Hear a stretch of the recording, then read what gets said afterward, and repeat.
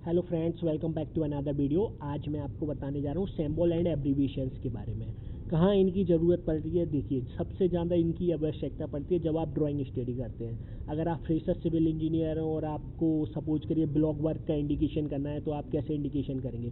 पूरा block work लिखेंगे ना, जब तक आपको मालूम नहीं है कि ब्लॉक वर्क को BL कैसे इंडिकेशन करते हैं। या सपोज करिए कि आपको फाउंडेशन लिखना है आपकी ड्राइंग में या इंडिकेशन करना है, तो आप क्या लिखेंगे?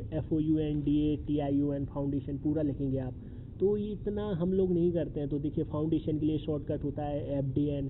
सपोज करिए आपको बार लिखना है 16 mm bar @ 300 mm centre to centre, तो आप इतना बड़ा लिखेंगे क्या? सेंटर टू सेंटर, तो सेंटर टू सेंटर के लिए हम C/C का उपयोग करते हैं। अगर अब बात करिए कितने डिस्टेंस पे हमें प्रोवाइड करना है, तो ऐसे लिखेंगे 16 mm bar at the distance 300 mm centre to centre. तो आप @ 300 mm से भी आप समझ सकते हैं कि इसका मतलब क्या है, @300 mm centre to centre. Okay, तो इस टाइप की चीज़ें आज मैं आपको बताने जा रहा हूँ। अगर आप देखना चाहते हैं तो पूरा वीडियो देखें। ये काफ़ी इंपॉर्टेंट एब्रीविएशंस हैं, काफ़ी इंपॉर्टेंट सिंबल्स हैं, जो कि एक एक्सपीरियंस इंजीनियर को आना ही आना चाहिए। फ्रेशर इंजीनियर के ये कंपलसरी हैं। तो देखने से पहले सब्सक्राइब करें मेरा चैनल, जिसका नाम है civil engineer field work expert. मैं नहीं चाहता आप एक भी वीडियो मिस करें।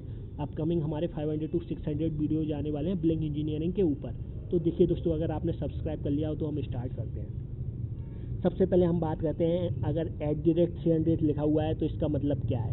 तो देखिए, इसका मतलब होता है कि @300 mm। ठीक है, अब जो भी आपका सेंटर टू सेंटर, अगर इसके आगे C/C लगा हुआ है तो सेंटर टू सेंटर। जैसे कि अभी मैंने बताया था आपको C/C का मतलब क्या रहता है। अगर यहाँ पे डला हुआ 300 mm C/C, तो इसका मतलब हो जाएगा @300 mm centre to centre. Okay, अगर हम बात करें AE लिखा हुआ है तो इसका मतलब क्या होता है? Assistant engineer.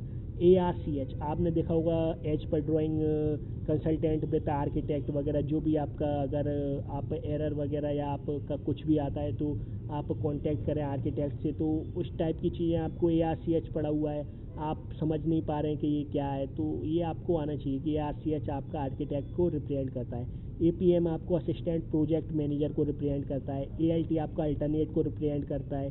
AC आपका एस्बेस्टोस सीमेंट को रिप्रेजेंट करता है। APRX, अगर आपको अप्रॉक्स क्वांटिटी लिखना है तो आप इतना बड़ा नहीं लिखेंगे, केवल आप APRX कर देंगे तो आपका काम चल जाएगा। अगर आपको एवरेज लिखना है तो आप AB से काम चलाएंगे आपका। ठीक है, ये स्टैंडर्ड एब्रीविएशन एंड सिंबल है दोस्तों। ऐसा नहीं कि ये मैं अपने मन से आपको बता रहा हूँ, ये सारे स्टैंडर्ड हैं, तो ये सारे आपको आना चाहिए। AC एस्बेस्टोस सीमेंट, ये आपको मैं ऑलरेडी बता चुका हूँ, डबल रिप्रेजेंट हो गया यहाँ पे।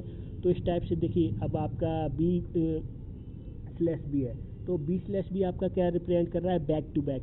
अब ये कहाँ पर यूज होता है? यहाँ इसका यूज मिलेगा आपको, बैक टू बैक फ्लिंग करते हैं हम, उसमें आपका यूज मिल जाएगा B/B। आपने कई सारे लोगों ने देखा भी होगा ड्राइंग में ये सारी चीज़ें।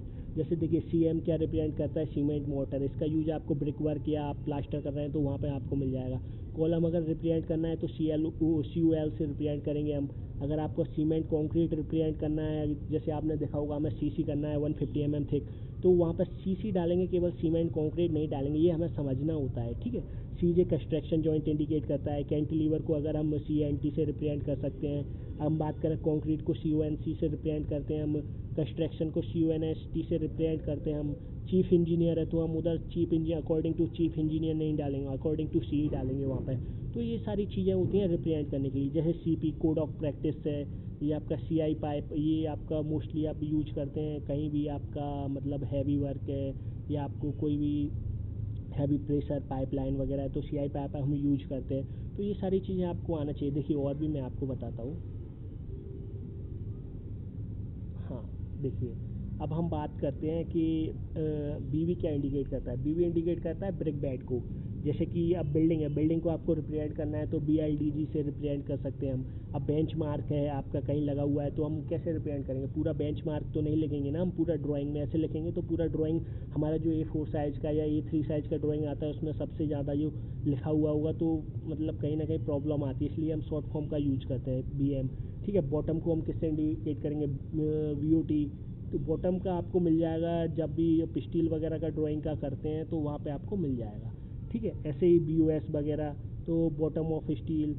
ब्रिक वर्क को हम किससे रिप्रेजेंट करते हैं? ब्रिक वर्क को हम रिप्रेजेंट करते हैं BWK से। बिल ऑफ क्वांटिटी को हम किससे रिप्रेजेंट करते हैं? BOQ से। ब्लॉक वर्क को, जैसे कि अभी मैंने आपको बताया था, तो ब्लॉक वर्क को हम इंडिकेट करते हैं BLK से। इस टाइप से हम इंडिकेशन करते हैं। अब बेडरूम हॉल किचन, इसको हम इंडिकेट करते हैं BHK से। जैसा कि आपने देखा होगा 3 BHK 2 BHK, तो अब पूरा तो नहीं लिखेंगे ना यहाँ पे 2 बेडरूम हॉल किचन, इसलिए हम उसे BHK से रिप्रेजेंट करते हैं। इसलिए शॉर्ट फॉर्म की काफ़ी ज़्यादा अहमियत रहती है हमारी सिविल इंजीनियर में, इसलिए हमें आना ही आना चाहिए ये सारे शॉर्ट फॉर्म वगैरह।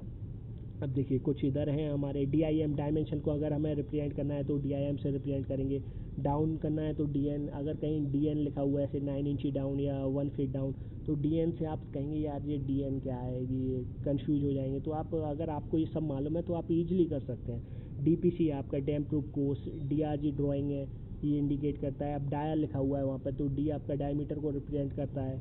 अब डेवलपमेंट लेंथ है, डेवलपमेंट लेंथ आप जानते हैं कहाँ हम प्रोवाइड कराते हैं, जहाँ भी हमारा बीम कॉलम जॉइंट हो या आपका कहीं भी आप L प्रोवाइड कराते हैं, तो वहाँ आप देखते हैं कि डेवलपमेंट लेंथ के लिए DL लिखा हुआ रहता है। अगर डाया को रिप्रेजेंट करना है हमें तो DIA से रिप्रेजेंट करते हैं हम डाया को। अगर डेली प्रोजेक्ट रिपोर्ट की हम बात करें, अब इतना बड़ा तो हम लिखेंगे नहीं कि डेली प्रोजेक्ट रिपोर्ट आपके पास लिखें बार बार कि टुडे डेली प्रोजेक्ट, तो टुडे DPR से हम रिप्रेजेंट करते हैं सही, ठीक है। इस टाइप से आप देख सकते हैं टुडे DPR। और भी कुछ है हमारे पास, तो देखिए अगर हम बात करें बिबकॉक को हम, बिबकॉक आपको मालूम है कहाँ यूज होता है। अगर हम बात करें टॉयलेट की, टॉयलेट सैनिटरी फिक्सर की, तो हमारा बिबकॉक यूज होता है, तो BC हम यूज करेंगे। ब्रैकेट के लिए हम किससे इंडिकेट करेंगे, BKT से।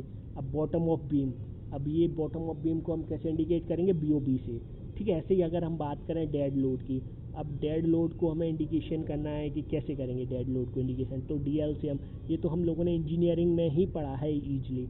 डोवेल्स को इंडिकेशन करना है तो DWLS से, डेली प्रोजेक्ट रिपोर्ट को DPR से। तो ये सारी चीज़ें सपोज करिए आपको याद करना है, जब तक आप याद नहीं करेंगे जब तक आपका भला नहीं हो सकता है। इसलिए मैं चाहता हूँ आप इसे याद कर लें।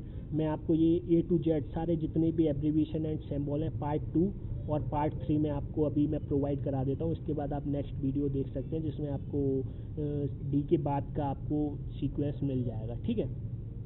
अब कोई प्रॉब्लम सपोज करिए यहाँ पर लिखा हुआ है आपका 20 mm bar at 300 mm centre to centre, तो आप समझ जाएंगे ना 20 mm का बार हमें 300 mm centre to centre provide कराना है, ठीक है। अगर यहाँ पर लिखा हुआ कंसल्टेंट विथ AE, तो कंसल्टेंट विथ AE का मतलब जो भी आप समझें, जैसे AE लिखा हुआ है तो असिस्टेंट इंजीनियर, इस टाइप से आप समझ सकते हैं, ठीक है। अगर आर्किटेक्ट की हम बात करें, जैसे आप करना चाहें डिस्कस विद ARCH, तो अपन क्या समझेंगे उसे, कि ऐसा नहीं कि कुछ भी आप अपने मायने लगा लें ARCH कोई कंपनी है, तो डायरेक्ट आप समझ सकते हैं कि ये आर्किटेक्ट है ARCH। तो इस टाइप से ही आप देख सकते हैं कि APM असिस्टेंट प्रोजेक्ट मैनेजर, बड़ी बड़ी कंपनियों में इनका काफ़ी ज़्यादा यूज आपको मिल जाता है, ठीक है। अगर आपको वीडियो पसंद आया तो प्लीज़ सब्सक्राइब करें और नेक्स्ट वीडियो देखना ना भूलें। देखने के लिए धन्यवाद।